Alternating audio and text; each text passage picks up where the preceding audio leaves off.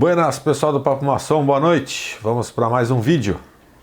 Esse vídeo bacana de fazer foi uma dúvida que surgiu durante a live de retomada do canal Papo Maçom, onde algumas pessoas que estavam lá na live questionaram sobre o que é esse negócio de maçonaria irregular, né, não reconhecida, por que eu não posso visitar uma loja maçônica que não é reconhecida, né? O que isso implica? O que acontece? Vamos lá, gente. Somos mais de 6 mil, só no Brasil a gente tem mais de 6 mil lojas maçônicas operando, né? Funcionando hoje. Imagina você se não tivesse alguém, né, uma entidade maior, uma potência maçônica, fiscalizando, ditando as regras e garantindo que as lojas que a elas são subordinadas estejam realizando a maçonaria como ela deve ser, seguindo o regramento maçônico, os landmarks, as regras, enfim.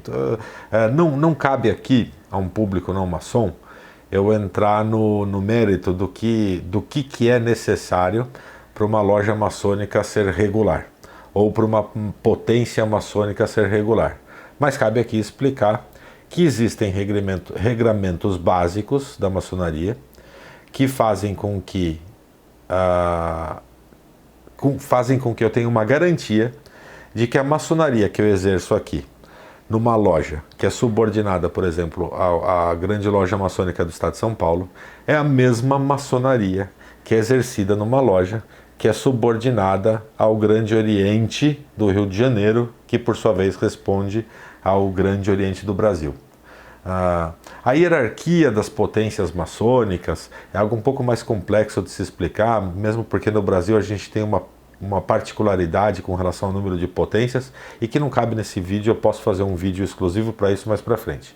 Mas o importante vocês entenderem é o seguinte: a potência maçônica ela existe para regular o que acontece dentro das lojas maçônicas, para garantir que o que é exercido, a maçonaria que é exercida dentro das lojas maçônicas é a maçonaria tradicional, é a maçonaria ortodoxa, que segue todos os regramentos e que, por conta disso, ela pode dizer para outra potência: olha, a maçonaria que eu exerço aqui, ela é a maçonaria que você exerce aí, e vice-versa. Então isso permite a intervisitação dos irmãos entre as lojas maçônicas. Diferente de uma potência maçônica que não pertence a esse reconhecimento.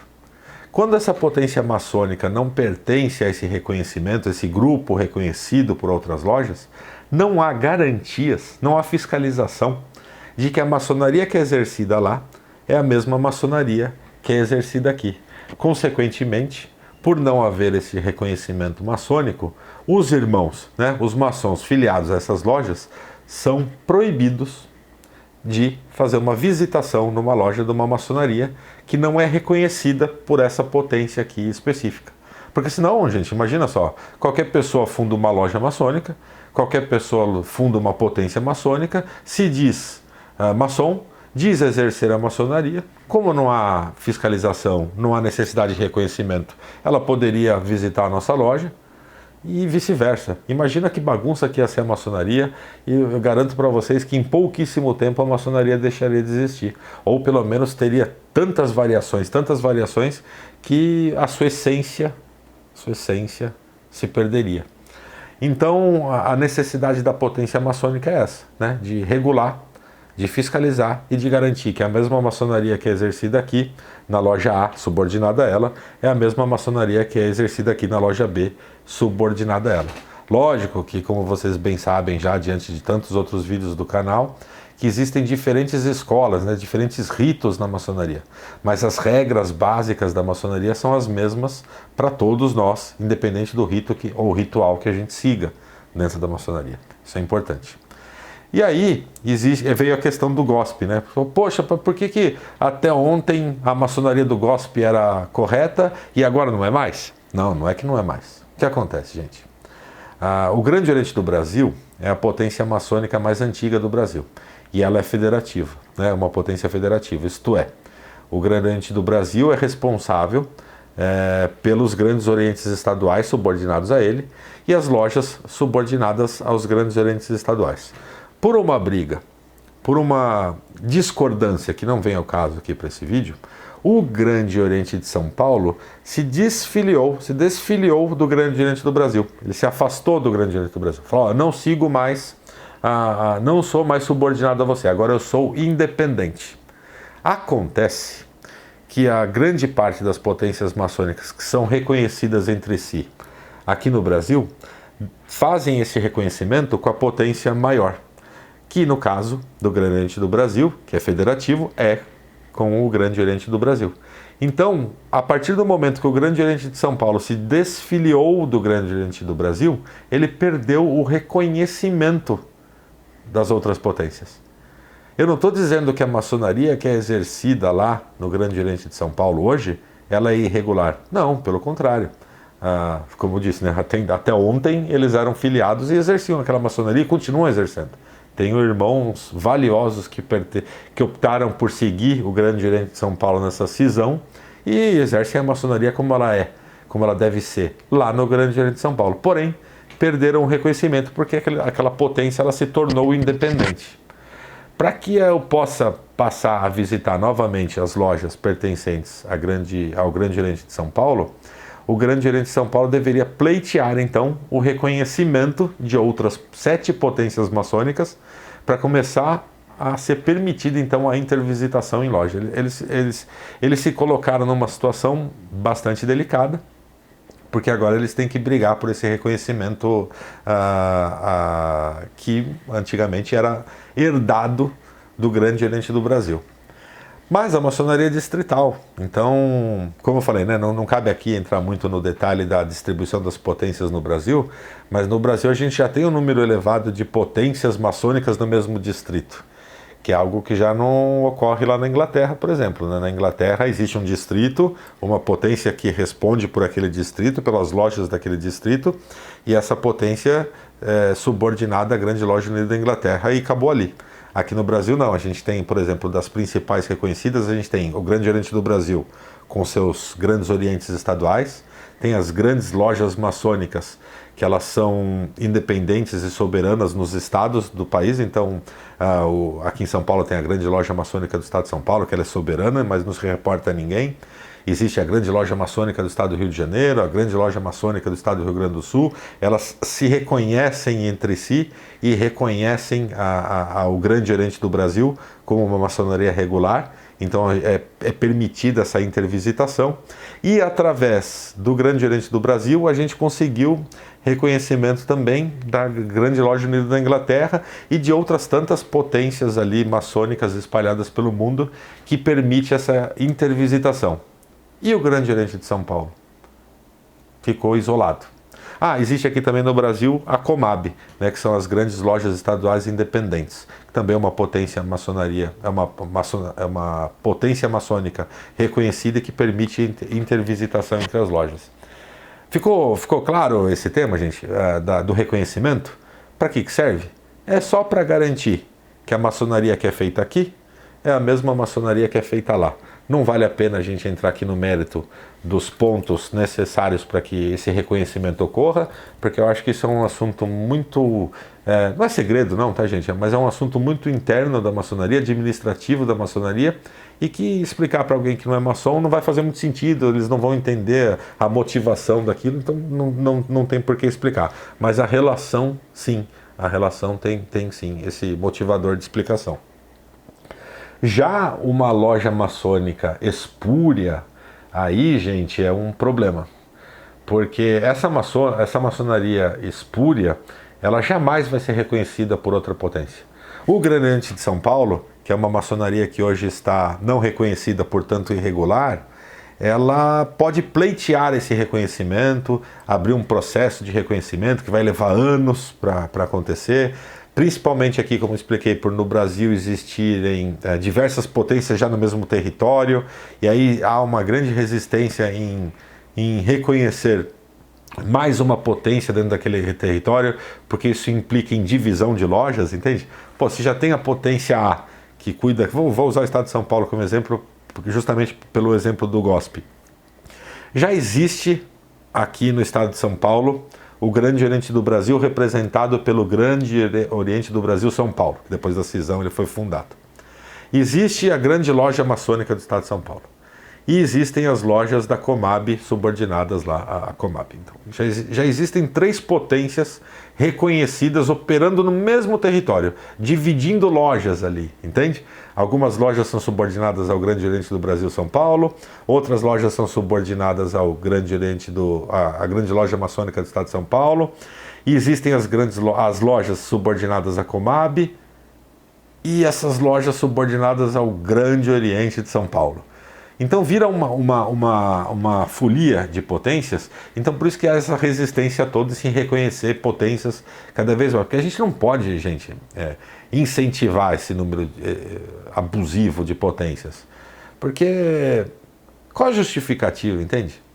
Qual a justificativa de existir mais de uma potência no mesmo território? Em algum momento da vida houve uma discordância de alguma regra, que não implica na regularidade maçônica, mas na maneira administrativa, talvez, de atuar com um determinado tema, ou vaidade de um grupo de irmãos que, por exemplo, cada uma dessas potências que eu falei, elas elegem de tempos em tempos um presidente.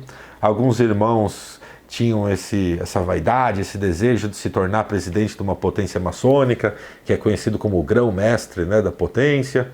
E ele viu que, puxa, nessa potência aqui eu dificilmente vou conseguir galgar esse cargo, mas eu quero muito. E se eu me juntar com a loja X, Y, Z aqui, que eu tenho mais afinidade, que eles me reconhecem como um cara que pode exercer o grão-mestrado. Aí eles se juntam, se desvinculam da maçonaria atual e fundam uma potência nova, por vaidade. Isso pode acontecer e já aconteceu. Então, para evitar esse tipo de coisa, é que o reconhecimento não é dado à torto direito só porque o cara exerce a maçonaria como ela deveria ser, tá? Por isso que existe essa dificuldade. Falando de Brasil, quando você vai falar do resto do mundo, é difícil para os caras entenderem por quê que tem, na Inglaterra principalmente. Poxa, mas por que tem... Quando alguém vai lá pedir, por exemplo, se o Grande Oriente de São Paulo for lá pedir reconhecimento com a grande loja da Inglaterra, eles vão questioná-los. E isso acontece muito lá, tá, gente? Bom, mas por que vocês estão fundando uma potência, estão pedindo reconhecimento para uma loja do Estado de São Paulo no Brasil, se já tem 2 potências ali reconhecidas? Por que esse grupo de lojas aqui não está vinculado a essas potências? Por que existe uma nova? Não tem reconhecimento nenhum. É assim que funciona. Porque eles estão corretos, né? Lá na Inglaterra isso é inadmissível acontecer. Agora, o que é uma maçonaria espúria? Parênteses. Tudo que eu falei aqui não significa em nenhum momento que a maçonaria exercida no Grande Oriente de São Paulo não é regular. Não é a maçonaria correta. É sim. E eu vim de lá, inclusive. Eu fui iniciado no Grande Oriente de São Paulo. Depois... eu me identifiquei muito com uma loja aqui da Grande Loja do Estado de São Paulo. Aí eu pedi o meu kit placê, me desliguei do Grande Oriente do Brasil e me filiei, me regularizei na Grande Loja Maçônica do Estado de São Paulo. Depois de alguns anos aconteceu a cisão. Hoje isso já não é possível, né? Esse trânsito entre potências, para quem é de lá e quem é de cá, não é possível. Não de forma fácil. Então, lá sim exercida a maçonaria como deve ser, porém ela perdeu o reconhecimento, e por ter perdido o reconhecimento, as potências, para se salvaguardar disso, como eu já não reconheço mais ela como maçonaria, eu não permito mais que os irmãos que sejam filiados às lojas subordinadas a mim frequentem aquela maçonaria, porque eu perdi o laço que me garante que a maçonaria que continua sendo exercida lá é exercida aqui. Então, entende o quão trágico foi essa separação para o Grande Oriente? Muita pena mesmo de ter acontecido isso. Diferente de uma maçonaria espúria. Espúria é um termo pesado, né, gente? É algo em desacordo, mas é o termo que é usado aqui na maçonaria, então eu vou continuá-lo aqui. Espúria. A maçonaria espúria é aquela maçonaria em que a gente nem reconhece como maçonaria, sabe? Ela não segue os regramentos, sabidamente não segue os regramentos da maçonaria. Que foi algo que aconteceu, por exemplo, no Grande Oriente da França. Eu nem sei dizer para vocês, posso pesquisar e deixar aqui, talvez nos comentários, em que ano que isso ocorreu. Mas em determinado momento da vida, há muitos e muitos anos atrás, o grande oriente da França resolveu quebrar alguns regramentos da maçonaria universal que são comuns para todas as maçonarias reconhecidas entre si. Alguns deles foram quebrados, tá? Vou citar 2 aqui dos mais importantes. Primeiro, como vocês já sabem, já viram em outros vídeos, para ser maçom, um dos regramentos da maçonaria é que você creia num ser superior, né? Não importa se seu Deus é A, se seu Deus é B, se seu Deus é C. Você tem que crer num ser criador, num ser maior, né? Uma entidade maior responsável pela criação de tudo que a gente tem aqui.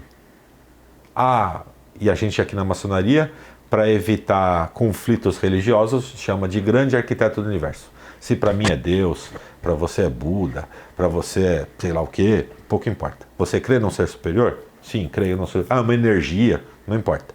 Você crê num ser superior? Sim, eu creio. Então você crê no Gadu, que é o grande arquiteto do universo, independente de quem seja para a sua concepção religiosa. Tá? Então, o grande oriente da França, ele tirou essa obrigatoriedade. Então, se você for ateu, você pode ser iniciado na maçonaria no grande oriente da França. E aqui isso é terminantemente proibido. E que infelizmente é alvo de muita polêmica, muita discussão, que é o fato de mulher.